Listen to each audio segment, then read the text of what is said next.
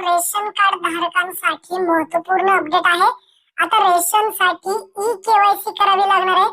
काही रेशन धारकांचे जे काही रेशन आहे ते बंद होणार आहे।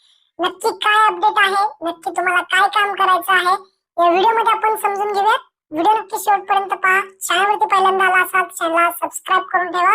अशाच महत्त्वपूर्ण व्हिडिओज तुम्हाला भेटत राहतात। तर चला मित्रांनो व्हिडिओ सुरू करू शकता। रेशन साठी आता ई केवायसी करावी लागणार आहे, कारण बनावट ग्राहकांना बसणार चाप।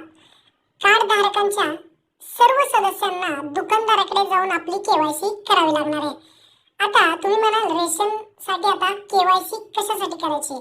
केवायसी तुम्ही बँकेमध्ये ऐकली असेल, पीएम किसानची केवायसी ऐकली असेल, भरपूर ठिकाणी केवायसी तुम्ही ऐकली असेल। आता रेशन साठी सुद्धा आता केवायसी आली। हा नवीन कार्यक्रम आता काढण्यात आलेला आहे। आता ही केवायसी का करायची या संदर्भात सुद्धा स्पष्टीकरण देण्यात आले आहे। ते पहा, राज्य सरकारने रेशनचे धान्य घेणाऱ्या ग्राहकांना आता ई केवायसी करणे बंधनकारक केले, कारण त्यातून जे काही बनावट फेक रेशन कार्ड आहेत तसेच मृत्यू झालेले लाभार्थी आहेत यांची जी काही नावं आहेत ती कमी होतील आणि नवीन जे काही लाभार्थी आहेत त्यांना रेशन धान्याचे वितरण पारदर्शकपणे होईल असा राज्य सरकारचा दावा आहे। त्यामुळे ही ई केवायसी करणं बंधनकारक करण्यात आलेलं आहे। ई केवायसी करताना कार्डधारकाच्या सर्व सदस्यांना दुकानदाराकडे जाऊन आधार कार्डचा क्रमांक जोडावा लागणार आहे आणि दुकानदारांना त्यांच्याकडील सर्व ग्राहकांची ई केवायसी युद्ध पातळीवरती करण्याचे आदेश पुरवठा विभागाकडून देण्यात आलेले आहेत। मात्र धान्याचे वितरण करायचे का ई केवायसी करायची असा प्रश्न दुकानदाराकडून विचारला जात आहे। आता लोकांनी ई केवायसी कशी करायची?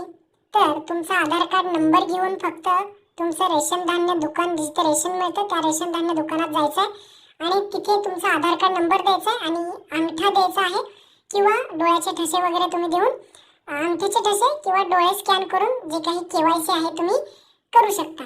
रेशन कार्ड दुकानदाराकडे जाऊन तुम्ही विचारा आणि आपली केवायसी लगेच जे आहे ते करून घ्या असे आदेश आता देण्यात आलेले आहेत। आता राज्य सरकारने रेशनवरील धान्याचे वितरण पारदर्शक होण्यासाठी आता सर्व ग्राहकांना ई केवायसी बंधनकारक केले आहे। त्यामुळे एका कार्डवरील सर्व कुटुंबातील सदस्यांना रेशन दुकानदाराकडे जाऊन ई केवायसी करावी लागणार आहे। लक्षात ठेवा, ई केवायसी कोणाला करायची?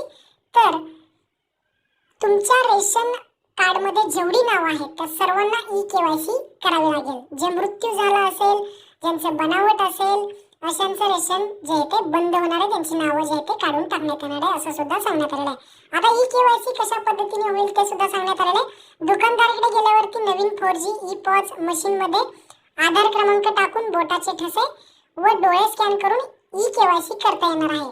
मात्र एखाद्या ग्राहकाचे जर 10 वर्षापूर्वीचा आधार कार्ड असेल आणि आधार कार्ड अपडेट केलं नसेल, एखाद्या ग्राहकाचं आधार कार्ड हे 10 वर्षापूर्वी आहे आणि कधीच आधार कार्ड अपडेट केलं नाही, तर त्या कस्टमरला त्या रेशन धारकाला आधार कार्ड अपडेट करावं लागेल आणि त्यानंतरच त्याची केवायसी जी होणार आहे। तर अशा पद्धतीने ही नवीन अपडेट आहे, ही नवीन कार्यक्रम जो आहे तो आता राबवण्यात येणार आहे। तर तुम्हाला केवायसी करायची असेल तर रेशन धान्य दुकानात जावा। याची ऑनलाईन प्रोसेस अजून आलेली नाही, ऑनलाईन जर प्रोसेस आली तर आपल्याला कळवण्यात येईल। महत्त्वपूर्ण हा व्हिडिओ होता। आपल्या मित्रांना नक्की शेअर करा। धन्यवाद। जय हिंद, जय महाराष्ट्र।